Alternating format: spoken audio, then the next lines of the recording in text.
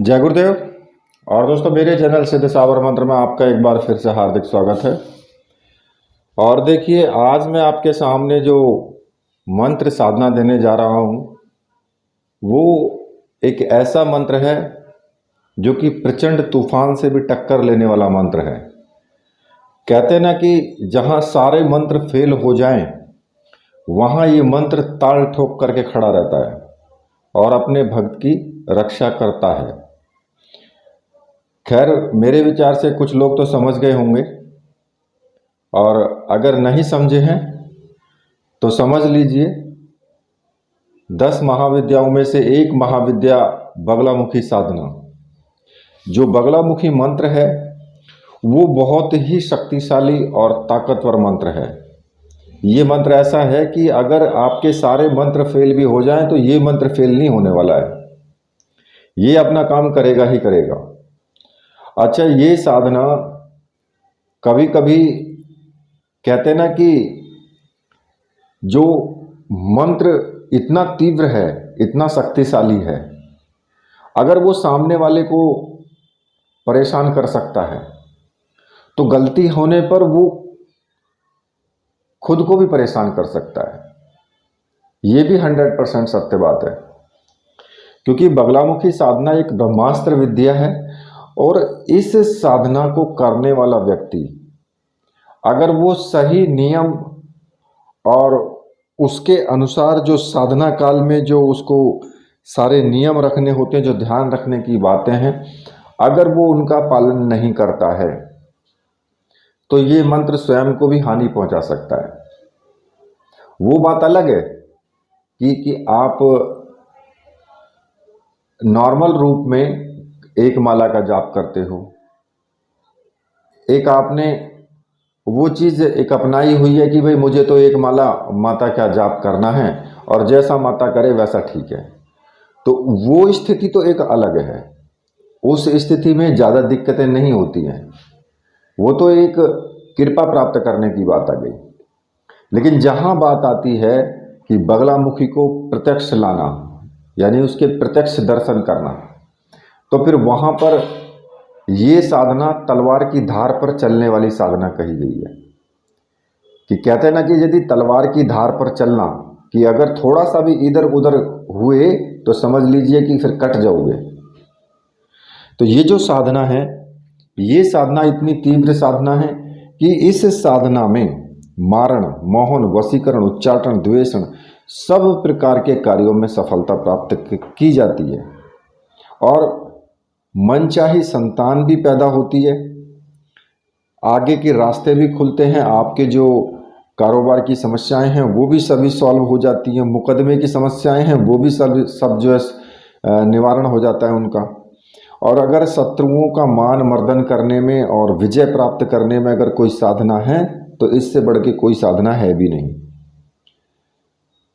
तो इस साधना को भूल करके भी सामान्य व्यक्ति को इस प्रकार की जो साधनाएं हैं उनमें विशेष तौर पर पूरी जानकारी लेने के बाद ही इस साधना में बैठना चाहिए।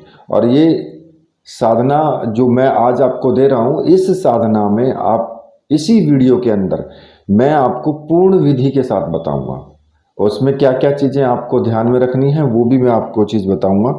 इसमें पूरा ज्ञान आपको दूंगा मैं, ठीक है। क्योंकि देखिए, इस साधना को करने से सामान्य जो पंडित होते हैं वो भी हिचकिचाते हैं। किस लिए? कि कहीं कुछ गलती ना हो जाए तो उसका उल्टा प्रभाव ना पड़ जाए।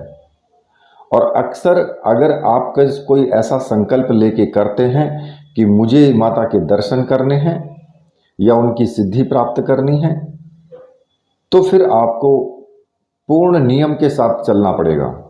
ऐसे नहीं कि भाई आप उधर साधना कर रहे हो, उधर पता लगी कि सब कुछ ऊट पटांग कर दिया, तो उसमें नुकसान भी हो सकता है। लेकिन हालांकि देखिए, बगलामुखी देवी माता है, माता के रूप में ही उनकी पूजा अर्चना की जानी चाहिए और बहुत ही दयालु भी हैं। ऐसा नहीं है कि बिल्कुल ही इतना समझ लीजिए कि अगर थोड़ी सी भी गलती हो जाए तो बस हो गया काम, इतना भी नहीं है। लेकिन हाँ, फिर भी अपने हिसाब से गलतियां ना हो तो बहुत अच्छी बात है। देखिए, साधना काल में जो आपको नियमों का जो पालन करना है वो दृढ़ता के साथ में करना है। वो मैं नियम आपको पहले बता देता हूँ। इसमें ब्रह्मचर्य व्रत का पूर्ण रूप से पालन होना चाहिए। बगलामुखी साधना में पूर्ण पवित्रता के साथ में मंत्र जाप होना चाहिए इसका, ठीक है। और इस साधना में पीले वस्त्र ही आपको धारण करने हैं, धोती बांधनी है और धोती ही ऊपर से ओढ़नी है, और दोनों धोतियां पीले रंग की ही होनी चाहिए। एक समय आपको भोजन करना है और बेसन की बनी हुई कोई भी वस्तु हो उसका प्रयोग जरूर करना है। दिन में आपको नींद बिल्कुल भी नहीं लेनी है, और व्यर्थ की जो बातचीतें हैं वो भी बिल्कुल नहीं करनी है, और किसी भी स्त्री से किसी भी प्रकार का आपको संपर्क नहीं करना है।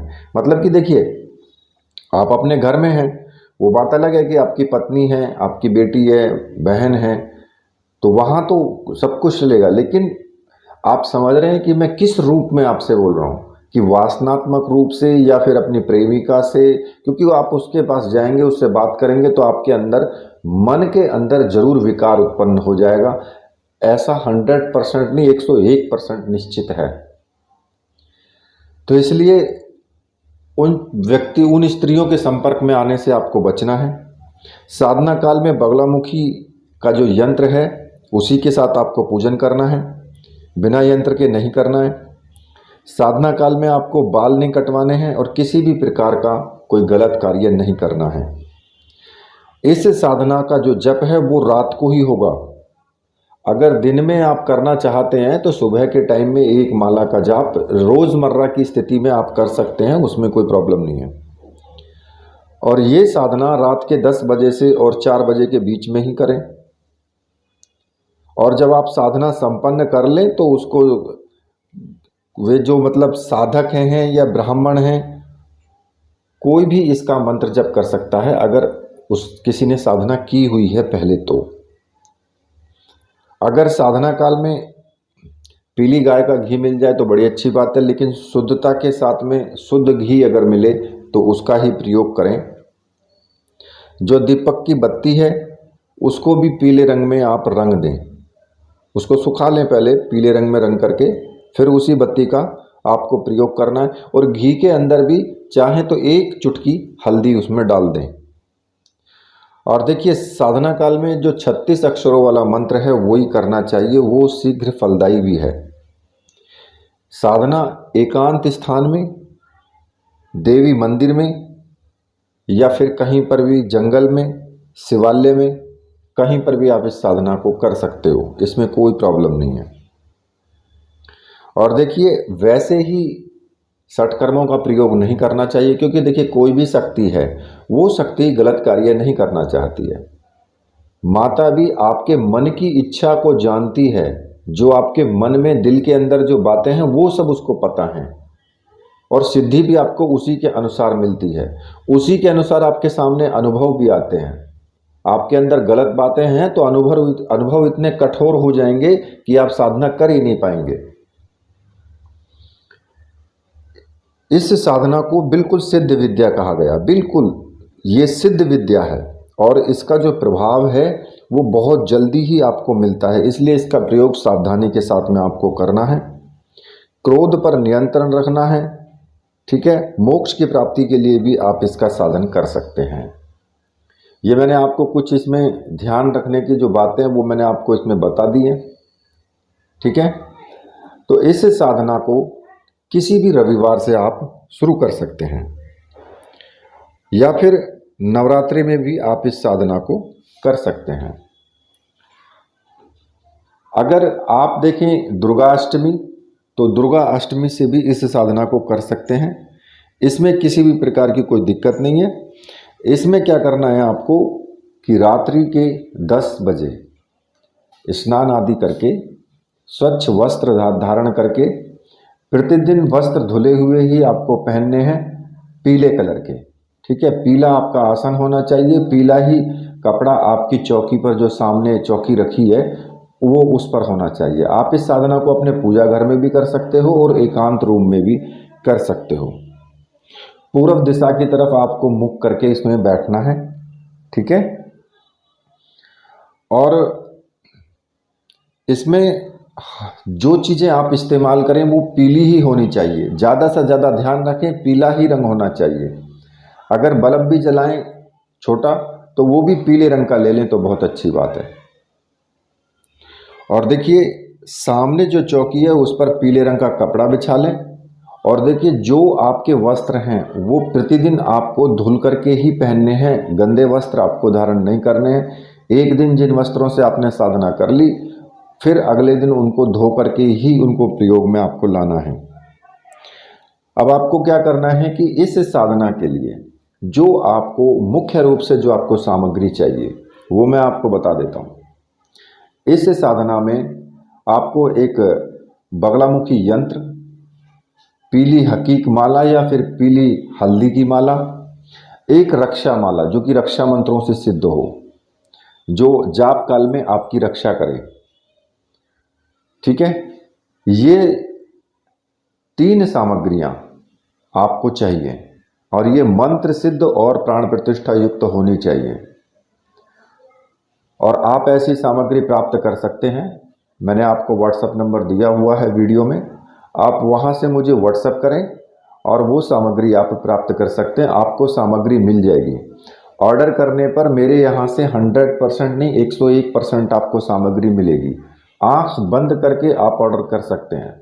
ऑर्डर करने के बाद चिंता मुझे हो जाती है, आपको नहीं होती है फिर, क्योंकि आप तो ऑर्डर करके फारिग हो गए हैं, लेकिन मुझे भेजना है, उसकी चिंता मुझे हो जाती है कि किसका ऑर्डर आया है, ठीक है। तो देखिए जब ये सामग्री आप प्राप्त कर लें, जो सारी सामग्री है वो आपको प्राण प्रतिष्ठित ही मिलेगी। मेरे यहाँ से जो भी सामग्री जाती है वो प्राण प्रतिष्ठित ही जाती है, इसलिए इसमें पूछने की आवश्यकता ही नहीं है कि प्राण प्रतिष्ठित होनी चाहिए या नहीं होनी चाहिए, ठीक है। सामग्री प्राप्त हो जाए, पूजा स्थान में चले जाएं, सामने चौकी पर पीला रंग का वस्त्र बिछा करके माता की तस्वीर रखें, बगलामुखी चित्र जो आपके पास होना चाहिए, एक अपने गुरु का चित्र, भगवान श्री गणेश का और शिव का चित्र, ये जरूरी है, ठीक है। तो उस पर आपको क्या करना है, जब चित्रों के सामने आपको मुख्य रूप से जो आपको और जो सामग्री चाहिए कि एक तो थोड़ा सा पानी का भर करके एक छोटा सा लोटा रख लें अपने पास ही, पीले रंग के पुष्प होने चाहिए जो आपको चढ़ाने हैं, हल्दी होनी चाहिए टीका लगाने के लिए, ठीक है। इसमें आप हल्दी का इस्तेमाल करेंगे, इसमें आपको कुमकुम का या और चीज़ों का इस्तेमाल नहीं करना है, हल्दी आप ले लें। गाय के जो घी है या भैंस का आपको मिल जाए, देखिए घी तो मिलना बड़ा मुश्किल हो जाता है, तो आप जैसा भी आपको मिल जाए वैसा आप जला करके और साधना शुरू करें। घी का दीपक जला लें और घी इतना डाल लें दीपक में कि जितना कि वो साधना काल में पूर्ण रूप से जलता रहे, बीच में बंद ना हो। अगरबत्ती धूप बत्ती जो भी आपके पास है वो जला लें, थोड़े चावल ले लें और उनको भी हल्दी में आप रंग लें, ठीक है। तो अब आपको क्या करना है, सबसे पहले आपको गणपति का पूजन करना है। वक्रतुंडाय महाकाय सूर्य कोटि संप्रभम निर्विघ्नं कुरु मे देव सर्व कार्येषु सर्वदा। गणपति भगवान को पूजन करेंगे, उनके लिए पुष्प चढ़ाएंगे, हल्दी का टीका लिखाएंगे, धूप दीप दिखाएंगे, चावल चढ़ाएंगे। और जो अगर आपने मिष्ठान कोई बनाया है तो वो पीले रंग का होना चाहिए, जैसे कि बेसन का हलवा वगैरह, ये सब पीला ही यहाँ पर इस साधना में चलता है ज़्यादातर।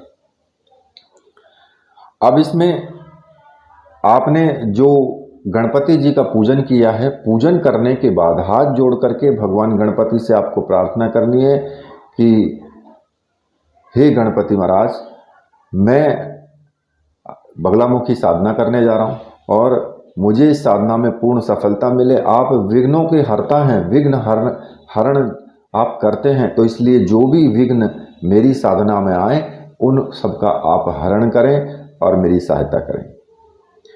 जब गणपति जी का पूजन हो जाए तो एक माला का जप भगवान गणपति का आपको जरूर करना है। तो देखिए, इसमें आपको वक्रतुंडाय हुम इस मंत्र का आपको जाप करना है, एक माला का। ये रुद्राक्ष की माला से आप कर सकते हो। आपके पास में एक रुद्राक्ष की माला आप ले लें, उस माला से ही आप करें। तो एक माला का जप करने के बाद फिर आपको गुरु मंत्र का आपको जाप करना है, गुरु जी का पूजन करना है। अब अगर आपके गुरु हैं तो जिन्होंने आपको गुरु मंत्र दिया है तो उनकी तस्वीर हो और उनका ही आपको पूजन करना है। धूप से, दीप से, चावल से, पुष्प से, और टीका गुरु जी को लगाना है। गुरु जी से हाथ जोड़ करके प्रार्थना करनी है कि गुरुदेव, मैं ये साधना करने जा रहा हूँ और मुझे इस साधना में पूर्ण सफलता मिले, ऐसा मुझे आशीर्वाद दीजिए और मुझे आज्ञा प्रदान कीजिए। और फिर गुरु मंत्र का एक माला का जाप जरूर करें, जो भी आपका गुरु मंत्र है, चाहे आपके गुरु गोरखनाथ हैं, चाहे भगवान शिव हैं, चाहे आपके गुरु विष्णु भगवान हैं, कोई भी हो, या कोई देहधारी गुरु हैं। अगर भगवान शिव को गुरु माना है तो उन्हीं का मंत्र आपको जाप करना है। पूजा, देखिए पूजन तो आपको ऐसे ही करना है धूप से, दीप से, लेकिन जो मंत्र है, मंत्र आप ओम नमः शिवाय का जाप करेंगे, एक माला का। ठीक है। जब आपका इतना कार्य हो जाएगा तो रक्षा माला को आपको अपने गले में धारण कर लेना है, और वो माला आपके तब तक गले में धारण रहनी चाहिए जब तक कि आप मंत्र जाप करेंगे। और इस माला को आप जब मंत्र जाप पूर्ण हो जाए तो उतार करके आपको पूजा स्थान में ही रख देना है। अब इसके बाद में आपको क्या करना है कि रक्षा विधान एक आपको करना है। थोड़े से चावल ले लें उल्टे हाथ में, और दाहिने हाथ से सभी दिशाओं में चावल फेंकते हुए आपको मंत्र जाप करना है कि ओम असर्पंतु ये भूता है भूमि संस्थिता, ये भूता है विघ्न कर्तास्ते नश्यंतु शिवाज्ञा, अपक्रमाणांतु भूतानि पिशाचः सर्वतो दिशम सर्वेषां विरोधेन पूजा कर्म समारंभे। इस मंत्र का जाप करते हुए सभी दिशाओं में आपको चावल फेंक देने हैं। तो ये एक तीव्र और शक्तिशाली रक्षा विधान है, इसमें आप इस विधान को जरूर करेंगे। ठीक है। इतना कार्य करने के बाद आपको मानसिक रूप से भैरव जी का पूजन आपको जरूर करना है, क्योंकि हर शक्ति के साथ में जो भी दुर्गा शक्ति हैं, काली शक्ति हैं, 10 महाविद्याएं हैं, योगिनी हैं, अप्सरा, यक्षिणी, कोई भी हो, इन सबके साथ में एक भैरव जरूर होता है। और वो भैरव साधना काल में आपको परीक्षा भी लेता है, आपको परेशान भी करता है। तो इसलिए आपको भैरव जी का पूजन आपको जरूर करना है। मानसिक रूप से पूजन करेंगे, हाथ जोड़ करके, आंख बंद करके भैरव जी की छवि को अपने मस्तिष्क में लाएंगे, बटुक भैरव की। अगर तस्वीर है सामने बटुक भैरव की तो ठीक है, कोई दिक्कत भी नहीं है, तस्वीर रख लें। और फिर उनका पूजन आपको करना है, जैसे आपने गुरु जी का पूजन किया है उसी प्रकार से आपको उनका भी पूजन करना है। और हाथ जोड़ करके उनसे प्रार्थना करनी है कि हे भैरव महाराज, आप मेरी रक्षा करें साधना काल में, और मेरी साधना संपूर्ण हो, आप मुझे आशीर्वाद दें। और इतना कह करके फिर आपको रुद्राक्ष की माला से ही एक माला बटुक भैरव मंत्र का आपको जाप कर लेना है। मंत्र मैं आपको बता देता हूँ। ओम रीम बटकाय आपदुद्धारणाय कुरु बटकाय रीम ओम। इस मंत्र का आपको एक माला का जाप करना है। ठीक है। अब जब आपका इतना कार्य हो जाएगा, उसके बाद आपको बगलामुखी माता का पूजन करना है। तस्वीर पर आपको टीका लगाना है, पुष्प चढ़ाने हैं, चावल चढ़ाने हैं, धूप दिखानी है। ठीक है। और जो यंत्र है, यंत्र को आपको क्या करना है कि यंत्र, जो चावल पीले रंग के चावल हैं, एक प्लेट में पीले रंग के चावल नीचे बिछा लें थोड़े से, और उनके ऊपर बगलामुखी यंत्र को स्थापित कर देना है। और उसके बाद आपको बगलामुखी यंत्र का आपको पूजन करना है। अब पूजन के लिए आप क्या करेंगे कि बगलामुखी यंत्र पर हल्दी का टीका लगाएंगे, धूप दीप जो भी है वो दिखाएंगे, चावल पुष्प ये सब चढ़ाएंगे, और माता को हाथ जोड़ करके आपको प्रार्थना करनी है कि हे माँ, मैं एक छोटा सा साधक हूँ और मैं आपकी शरण में हूँ, आप ही मेरी रक्षा करने वाली हैं, और आप मेरी रक्षा करें। मैं आपकी ही साधना कर रहा हूँ, मैं आपको प्रत्यक्ष रूप से दर्शन करना चाहता हूँ आपके, और आपका आशीर्वाद प्राप्त करना चाहता हूँ, और आप इस साधना में आप स्वयं मेरी रक्षा करेंगी। ये मेरा आपसे निवेदन है। इस तरीके से आपको प्रार्थना करके और फिर आपको जो है कुछ मैं आपको बता देता हूँ, विनय योग वगैरह जो भी आपको करने हैं वो चीज़ें फिर आपको करनी है। तो देखिए, सबसे पहले आप क्या करेंगे, विनय योग आप करेंगे। ठीक है, एक पुष्प अपने हाथ में ले लें, सीधे हाथ में थोड़ा सा जल डाल लें, और फिर आपको जो मंत्र बोलना है वो मैं आपको बता देता हूँ। ओम अस्य श्री बगलामुखी महामंत्रस्य नारद ऋषि है, त्रिष्टुप छंद है, श्री बगलामुखी देवता, रीम बीजम स्वाहा शक्ति है, रीम कीलकम मम बगलामुखी प्रत्यक्ष दर्शनार्थ जपे विनय योग है। तो देखिए, इसका आपको मंत्र बोल करके और आपको जमीन पर आपको छोड़ देना है।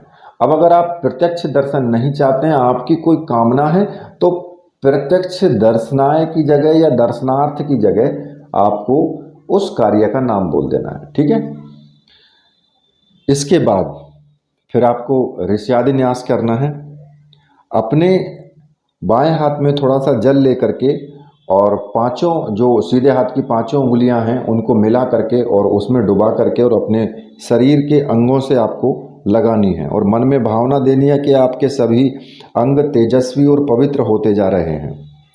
इसमें आपको बोलना है नारद ऋषि नमः शीर्षि, अपने सिर को स्पर्श करेंगे। त्रिष्टुप छंद से नमः मुखे, अपने मुख को स्पर्श करेंगे। श्री बगलामुखी देवताय नमः हृदय, अपने हृदय को स्पर्श करना है। पानी में डुबो करके और स्पर्श करते रहें मंत्र बोल करके। रीम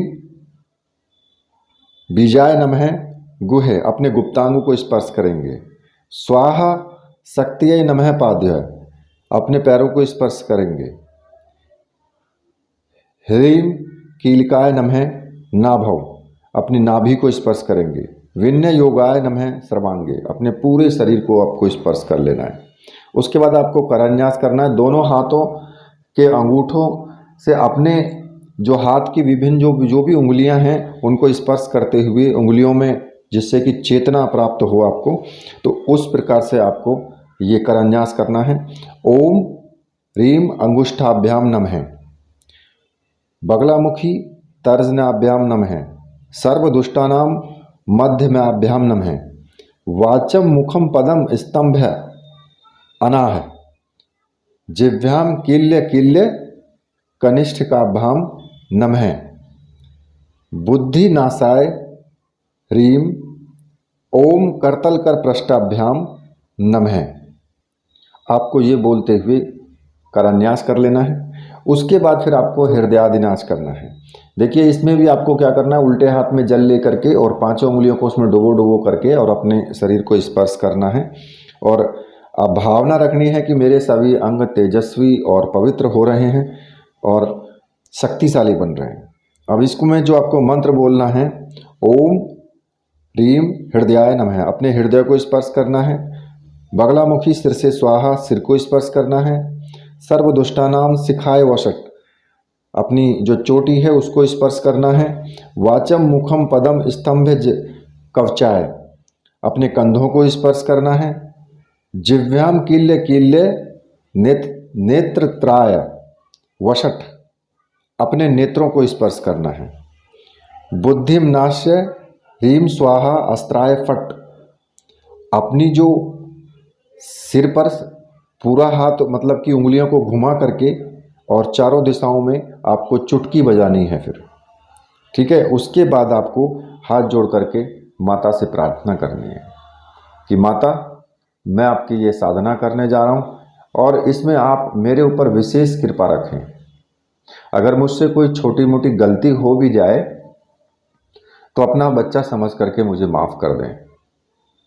ठीक है, और उसके बाद फिर आपको जो मंत्र जपना है, जो पीली हकीक की माला या जो हल्दी की माला आपके पास है, उस माला से आपको मंत्र जाप करना है और बिल्कुल एकदम एकाग्रचित्त होकर के मंत्र जाप शुरू कर दें। इसमें जो आपको मंत्र जपना है, ओम ह्लीम बगलामुखी सर्वदुष्टानां वाचम मुखम पदम स्तंभ जिह्वाम किल्य बुद्धिम विनाश्य ह्लीम ओम फट। इस मंत्र का आपको इसमें जाप करना है। अब देखिए, ये जो मंत्र है इसकी साधना आपके ऊपर निर्भर है कि आप कितने दिन में मंत्र का जाप पूरा करते हैं। अगर आप 1.25 लाख मंत्रों का जाप 15 दिन के अंदर पूरा कर देते हैं तो 15वें दिन 100% आपके सामने माता आपको दर्शन देगी साक्षात रूप में।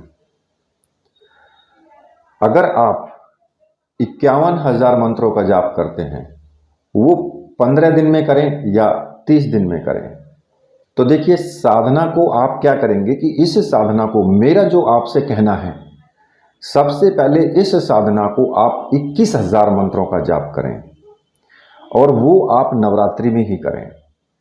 ठीक है, 9 दिन के अंदर अंदर आपको साधना पूरी करनी है। 10वें दिन आप जो दशहरा का दिन होता है उस दिन साधना की समाप्ति कर दें।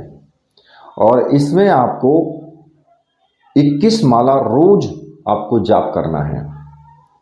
21 माला रोज जाप करना है। नवरात्रि से स्टार्ट करें, पहले नवरात्रि से, और लास्ट में जो 10वीं है उसको समापन कर दें और उसका दशांश फिर आपको हवन जरूर करना है। अब 21,000 का जो दशांश हवन होगा वो 2100 मंत्र होगा, यानी कि 21 माला से ही आपको फिर मंत्र हवन करना है। और उसी दिन भी हवन कर सकते हैं या उससे अगले दिन भी कर सकते हैं। अगर आपको टाइम मिल जाता है तो उसी दिन कर दो, अगर टाइम नहीं मिलता है तो फिर अगले दिन भी आप कर सकते हैं। अब जो हवन में आपको जो सामग्री लेनी है, जैसे कि पीली सरसों और हल्दी थोड़ी सी उसमें मिला लें, पुष्प भी ले सकते हैं, गाय का घी, और हवन की जो सामग्री आती है बाज़ार में मिल जाती है पैकेट में, आप वो ले लें। इन सबको मिक्स करके फिर आपको हवन करना है। हवन के लिए आप आम की लकड़ियां जला लें और आम की लकड़ियां जला करके और कपूर की सहायता से आप उसे जलाएं और फिर उसके बाद एक बार मंत्र पढ़ें। और जब आप फट बोलेंगे ना, तो फट के बाद आपको स्वाहा का शब्द बोलना है। ठीक है, जब लास्ट में, मंत्र के लास्ट में ओम फट है तो फट के बाद स्वाहा जरूर बोलना है जब आप हवन करेंगे उस वक्त में। और स्वाहा जैसे ही बोलेंगे तो अपनी तर्जनी उंगली को बिल्कुल अलग रखना है जो अंगूठी के पास वाली है। 3 उंगलियां और अंगूठे की सहायता से थोड़ी सी सामग्री उठाएंगे और अग्नि में आपको डाल देनी है। और मंत्र को ध्यान करने के लिए, याद करने के लिए कि भाई कितनी माला का जाप हो गया है, तो उसके लिए आप किसी भी तरीके का इस्तेमाल कर सकते हैं। माला को आप उल्टे हाथ में पकड़ लेंगे जब आपको हवन करना है, तो उल्टे हाथ से आप उसकी गिनती करते रहेंगे मोती से। ठीक है, और कितनी माला हो गई हैं वो आपके ऊपर डिपेंड है कि कुछ मिट्टी की ढेरियाँ रख लें कि भाई, या कुछ कंकड़ रख लें कि इतनी माला हो गई हैं। उठा करके एक कंकड़ उधर रख दिया, पता लग जाएगा कि भी 1 कंकड़, 2 कंकड़, 3 कंकड़, तो उससे पता लग जाएगा कि 11 कंकड़ 21 कंकड़ हो जाएंगे, तो आपकी 21 माला पूरी हो गई। तो इस प्रकार से आपको हवन जरूर करना है। तो मेरे कहने का तात्पर्य सीधा सा ये है कि पहली बार में आप 21,000 मंत्रों का जाप करें। ठीक है, उसके बाद फिर आप इसको धीरे धीरे बढ़ाएं।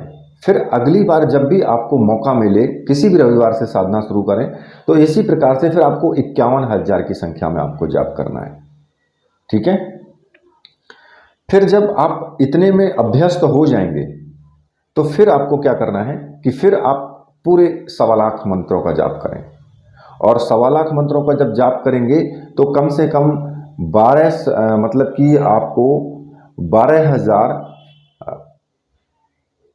के आसपास 12,500 मंत्रों का आपको हवन करना है। फिर मतलब कि उसका 1,25,000 का जो दशांश बैठता है वो 12,500 बैठता है। तो 12,500 मंत्रों से आपको फिर हवन करना है। अब एक बार में हवन नहीं हो पाता है तो 2 दिन में आप हवन कर सकते हैं। ठीक है, लेकिन जरूरी है हवन करना। और हवन करने के बाद में कन्याओं को, यानी 5 कन्या बैठा करके भोजन करा करके उनके चरण छू करके आशीर्वाद लेकर के और उनको विदा कर दें, दक्षिणा दे करके। ये संपूर्ण साधना है। अगर आप चाहते हैं कि माता का दर्शन आपको करना है और वो भी आपको 9 दिन के अंदर ही करना है, तो सीधा सीधा 101 माला का जाप। लेकिन वो नहीं होना चाहिए कि भाई आप साधना में तो बैठ गए हैं, पता लगा कमर में दर्द हो रहा है, पैर सुन्न हो गए, पैरों में दर्द हो रहा है, अब इधर उधर ऊँग रहे हैं, पैरों को इधर उधर फैला रहे हैं, मंत्र जाप कर रहे हैं। ऐसा नहीं है, ऐसा करना भी नहीं बिल्कुल भी। मंत्र जाप करें एकाग्रचित होकर के। पहले बैठक करने का आप अभ्यास करें, उसके बाद फिर मंत्र जाप करें। तो इसीलिए मैं आपको बोल रहा हूँ कि पहले 21 माला का जाप करें, और लगातार भी कर सकते हो आप, कि मान लिया कि जरूरी नहीं है कि 10 दिन ही करना है, 21 माला आप रोज प्रतिदिन आप करते जाइए। ठीक है, 1 महीना 2 महीना आपके सामने होगा, माता आपके सामने होगी, ठीक है, और आपको दर्शन जरूर देगी। लेकिन मैं आपको एक चीज बता देता हूं, इसमें जो सफलता मिलती है उन लोगों को मिलती है जो आत्मा से पवित्र होते हैं, जिनका मन पवित्र होता है। एक तरीके से आप समझिए कि जो चापलूस टाइप के, एक दूसरे को देख के जलने वाले, जिनके हृदय में कभी भी किसी के लिए कोई अच्छी बात हो ही नहीं सकती है, वे साधना तो इसको बिल्कुल भी ना करें, क्योंकि नहीं तो उनको खुद को नुकसान हो जाएगा। माता सबसे पहले किसके सामने जल्दी आती है? जो निस्वार्थ भाव अंदर से बहुत पवित्र होता है। और ऐसा उदाहरण है मेरे पास में, एक करीब करीब ऐसा 13-14 साल का बच्चा था, और उसने बगलामुखी को प्रकट कर लिया, बहुत जल्दी प्रकट कर लिया उसने। 12-15 दिन के अंदर ही माता सामने आ गई और आशीर्वाद दे करके चली गई। और ये हुआ कैसे कि उस बच्चे को पता ही नहीं था तो किसकी साधना कर रहा है, और लेकिन उसके मन में धुन सवार थी बस कि मुझे साधना करनी है। उठा के उसने मंत्र जाप करना शुरू कर दिया, गुरुदेव के यहाँ से सामग्री ली और उठा के मंत्र जाप शुरू कर दिया उसने। और पता लगा कि उसको देवी प्रकट होकर के आशीर्वाद दे गई। उसको ये भी नहीं पता कि हुआ क्या है, वो डरना तो उसको पता ही नहीं था, कि डरने उसको बिल्कुल नहीं लगा। उसे ना डर का पता था, ना उसे किसी और चीज़ का पता था, ना उसको ये पता था कि इस साधना के करने से कोई फल भी मिलेगा, और ना ही उसको ये पता था कि इस साधना में कोई त्रुटि हो जाए तो गड़बड़ भी हो सकती है। लेकिन सच्चाई, उसके साथ कुछ भी नहीं हुआ, उसने किसी भी प्रकार का कोई पालन नहीं किया, लेकिन उसका मन पवित्र था, अंदर से वो शुद्ध था। क्योंकि छोटा बच्चा होता है, आजकल आप जानते हैं छोटे बच्चे पवित्र ही होते हैं मन से, उनके अंदर कोई ऐसी भावना ही नहीं होती है। और माता तुरंत जो है उनके सामने प्रकट होकर के आशीर्वाद दे करके बच्चे को चली गई और उसको सिद्धि प्राप्त हो गई। तो मेरे कहने का मतलब यह है, वो व्यक्ति दूर रहें जिनके अंदर से वो गंदगी भरी हुई है, जिनके अंदर, उनको साधना में सफलता कभी प्राप्त नहीं हो सकती है। साधना में सफलता तभी मिलेगी जब आप अंदर से शुद्ध होंगे, आपकी आत्मा पवित्र होगी। ठीक है, और कुछ चीज़ों का आपको विशेष रूप से ध्यान भी रखना है, कि जो नियम है मैंने बताए हैं उनका भी ध्यान रखना है। और जो आपको अनुभव होंगे, अनुभव पर भी आपको ज़्यादा गौर नहीं करने, जो हो रहा है उसको होने दो, सिर्फ मंत्र जाप करते जाना है। और अनुभव तो मैंने आपको बताए भी हैं। हो सकता है कि आपके साथ में कोई पिशाच नहीं आ जाए, कि कुछ भी, मतलब भयानक अनुभव भी हो सकते हैं, इसमें कोई दिक्कत नहीं है कि नहीं होंगे, जरूर है, हो भी सकते हैं। यहाँ तक भी हो सकता है, साधना के पथ पर कौन चलता है वो अपने आप को मरा हुआ समझ ले कि तू मर चुका है, मरा हुआ समझ करके और साधना में बैठ जाएगा, सफलता उसको मिल जाएगी। और जिसके अंदर प्राण का भय होगा या फिर घर परिवार की चिंता होगी, साधना में सफलता नहीं मिल सकती है। शक्ति उसको रोक देगी, 100% रोक देगी उसको। तो इसलिए अगर साधना करना चाहते हैं ना, सफलता प्राप्त करना चाहते हैं, तो महीना भर के लिए कहीं दूसरी जगह चले जाइए जहाँ पर कोई ना हो, और साधना में लग जाइए कि मुझे तो मरना है या फिर प्राप्त करना है। फिर साधना में सिद्धि जरूर मिलती है। तो देखिए, कुल मिलाकर के ये है कि मैं ये नहीं कहता कि भाई आप अपने घर गृहस्थी को छोड़ दो, लेकिन माता की जो आप कृपा प्राप्त करना चाहते हैं तो वो आप थोड़े मंत्रों का जाप करके भी कर सकते हैं। जरूरी नहीं है कि आप साधना में प्रत्यक्ष ही सफलता प्राप्त करें। प्रत्यक्ष सफलता प्राप्त करने के लिए तो फिर आप जानते ही हैं, ठीक है। तो इसी के साथ मैं वीडियो को अब यहीं पर समाप्त करता हूँ। मेरे साथ बोलिए बोलिए वीर बजरंगबली हनुमान जी महाराज की जय। बोलिए मेरे परमहंस गुरुदेव की जय।